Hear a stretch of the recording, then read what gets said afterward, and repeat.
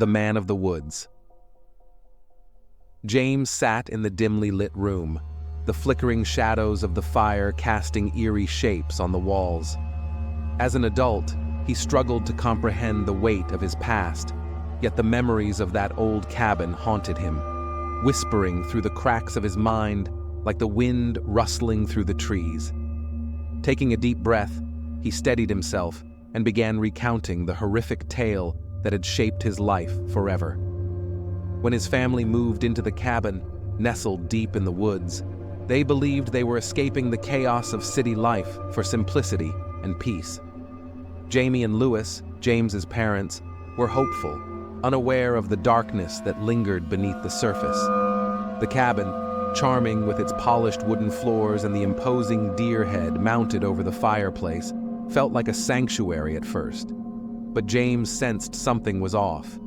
It was an unshakable feeling, a prickling at the back of his neck that he couldn't quite articulate.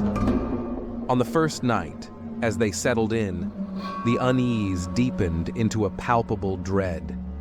Lying in bed, James felt an unsettling gaze upon him, an invisible force that kept him awake. The whispers of the forest drifted through the cracks in the walls, a lullaby of shadows that promised a sinister presence lurking just beyond his sight. When morning finally broke, he ventured into the woods, hoping to shake off the night's terrors. But the peace he sought was shattered by the sight of something watching him, a dark shape that vanished before he could comprehend its form. Panic set in as he rushed back to the cabin, breathless and wide-eyed. His parents dismissed his fears as mere paranoia, a reaction to the unfamiliar surroundings. But that night, as James lay in bed, the feeling of being watched returned, more intense than before. He checked the windows and doors, heart racing, but found nothing. The whispers grew louder, taunting him with a sinister melody that echoed his growing dread. Driven to uncover the truth, James spent the night awake, clutching a pocket knife tightly in his hand. As dawn broke, he stepped out into the woods, determined to confront whatever haunted him. The stench hit him first, a putrid odor that made his stomach churn. He followed it, heart pounding, to a gruesome sight. Carcasses of animals scattered across the forest floor, torn apart with grotesque abandon, their lifeless eyes staring blankly into the void. And then he saw it, a gaunt figure lurking among the trees, skeletal limbs, and a grin that stretched far too wide. The creature seemed to revel in the fear it instilled, but as quickly as it appeared, it vanished, leaving James trembling. He ran back to the cabin, adrenaline coursing through him, desperate to share his findings with his parents. But when he entered, his heart sank.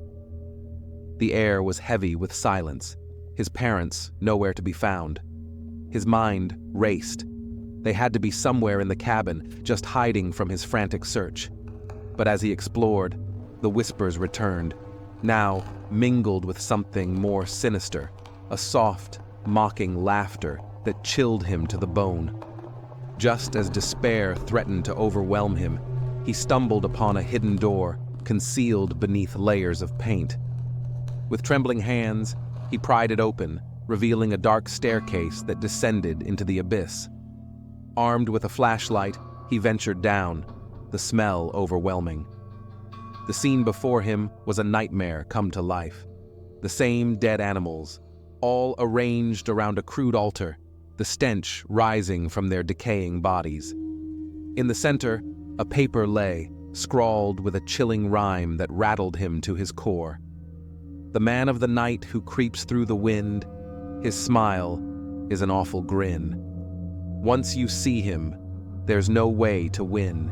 He lurks at night and fills you with fright and waits for the right time to strike.